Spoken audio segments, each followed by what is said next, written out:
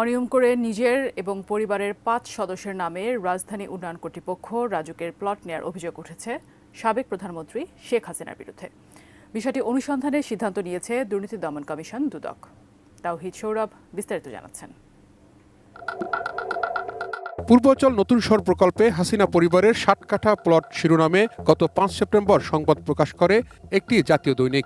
২০২২ সালে শেখ হাসিনা সহ তার পরিবারের ৫ সদস্য পূর্বাচলে প্লট বুঝে পেয়েছেন। পরে বিষয়টি রাষ্ট্রীয় অতি গোপন হিসেবে চিহ্নিত করা হয়।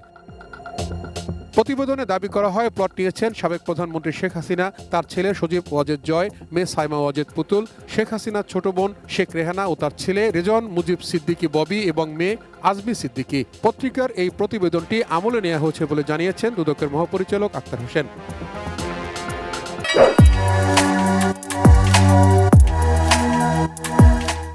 সাবেক প্রধানমন্ত্রী শেখ হাসিনা এবং তার পরিবারের ৫ সদস্য মোট ৬০ কাঠা জমি বরাদ্দ পেয়েছিলেন বলে উল্লেখ করা হয় পত্রিকার প্রতিবেদনে।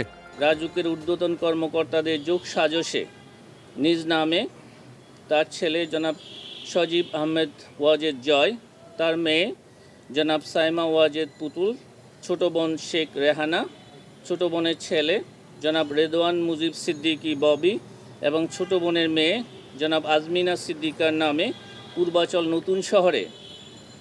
নতুন শহর প্রকল্পের ২৭ সেক্টরের কূটনৈতিক জোনের ২০৩ নং রোড হতে ১০ কাঠা করে মোট ৬০ কাঠা ৬টি প্লট বরাদ্দ নেয়ার অভিযোগের বিষয়ে অনুসন্ধানের সিদ্ধান্ত গৃহীত হয়েছে। এ ব্যাপারে দ্রুতই উচ্চ পর্যায়ের অনুসন্ধান কমিটি গঠন করার কথাও জানিয়েছেন দুদকের মহাপরিচালক আক্তার হোসেন। জনাব শেখ হাসিনা সাবেক প্রধানমন্ত্রী গণপ্রজাতন্ত্রী বাংলাদেশ সরকার ঢাকার বিরুদ্ধে। তাহিদ সৌরভ, এটিএন নিউজ, ঢাকা।